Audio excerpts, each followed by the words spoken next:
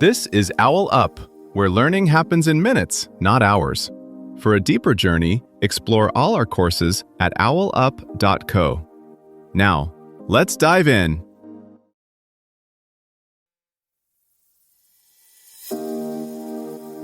Welcome back to Chapter 4 of our series, Decoding Earth's Climate Puzzle.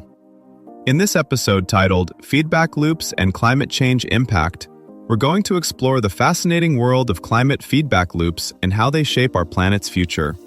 So, get ready to uncover some key concepts that will deepen your understanding of this critical topic.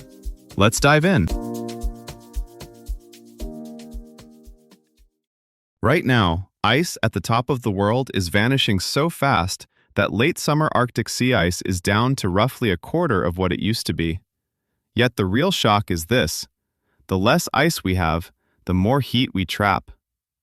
In this episode, we'll explore how that loop quietly rewrites our future. In the last section, we saw how one feedback in the Arctic can speed up warming. But the Arctic is only one voice in a much larger climate choir.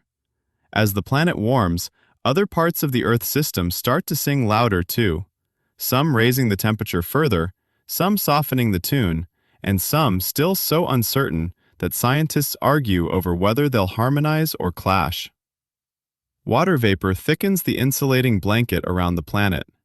Falling permafrost threatens to leak ancient carbon. Certain clouds may cool or warm us depending on their type and altitude. And over it all, a powerful stabilizing response steadily radiates excess heat to space, preventing Earth from running away into Venus-like conditions. In this episode, we'll trace how these feedbacks connect and why small policy choices today can echo for centuries. As scientists map these feedbacks, they're not just listing separate quirks of the climate system. They're tracing how one change can nudge another, then another, until the overall pattern shifts. A warmer atmosphere alters rainfall belts, which can dry some forests and stress others, changing how much carbon they absorb or release in fires. Shifts in snow cover reshape regional rivers and the timing of spring melt, with knock-on effects for agriculture and hydropower.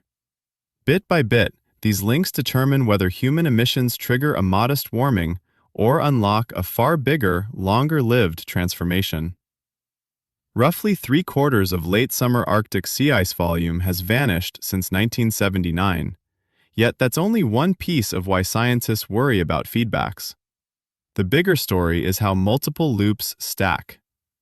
Each one might add only a little extra warming to a given CO2 increase, but together they decide whether 2 degrees Celsius of human-driven forcing feels more like 2.5 or 3 degrees Celsius, or pushes us toward thresholds we can't easily reverse.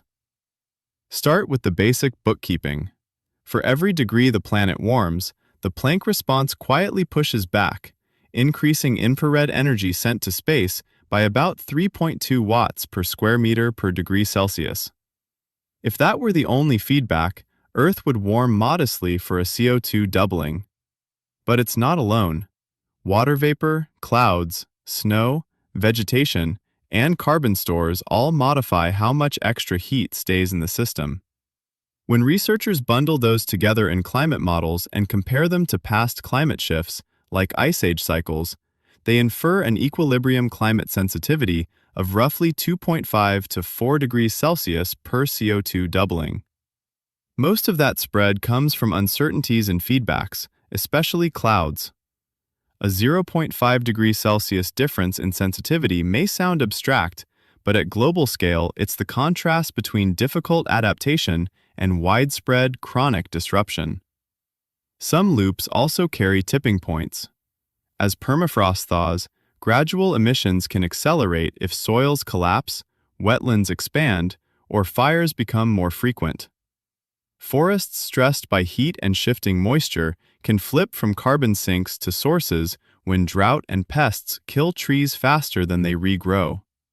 These aren't instantaneous global switches, but regional thresholds that, once crossed, commit us to decades or centuries of extra emissions, even if human output falls.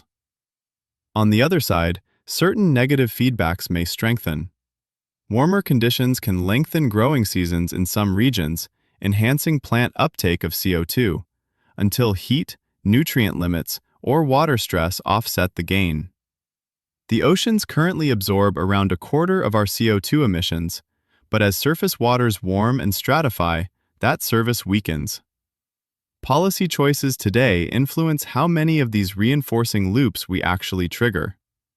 Limiting peak warming doesn't just cap temperatures, it reduces the likelihood that slow, long-lived feedbacks, frozen soils, stressed forests, sluggish oceans, lock in additional warming that future generations can't easily pull back from. A small concrete example. In parts of the western United States, hotter summers and shifting precipitation have helped turn some dense pine forests into tinderboxes. When those forests burn, they don't just release the carbon stored in trunks and needles. Dark, charred ground can absorb more sunlight until regrowth begins, subtly nudging local temperatures and drying toward more fire-prone conditions. Far away in the tropics, repeated heat waves and droughts have pushed some sections of the Amazon closer to acting like a seasonal source of carbon instead of a steady sink, especially when fires follow logging. Meanwhile, cities create their own mini feedbacks. Dark roofs and asphalt boost local heat, driving up air conditioning use and electricity demand, which in many regions still relies on fossil fuels. Together, these regional loops don't rival the big global players, but they can tilt the balance, much like a series of small detours slowly shifting a long journey onto a very different route. Policies that ignore feedback risks are like travel plans that only account for the first flight, not the layovers that can cascade into missed connections. As monitoring networks sharpen, they'll reveal which layovers are most delay-prone. Regions where forests, coastal wetlands, and ocean fronts may abruptly shift their role in the carbon cycle. That evidence can guide where restoring mangroves, re-wetting peatlands, or cooling cities delivers outsized leverage. So the puzzle isn't just how much CO2 we emit, but how many sleeping echoes in the Earth system we wake up. Some are already stirring. Others may stay quiet if warming peaks lower and earlier.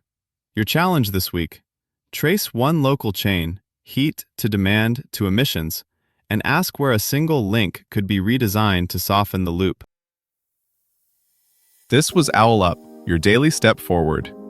This series continues with more chapters on OwlUp.co. Visit OwlUp.co to access the complete course and continue your learning journey.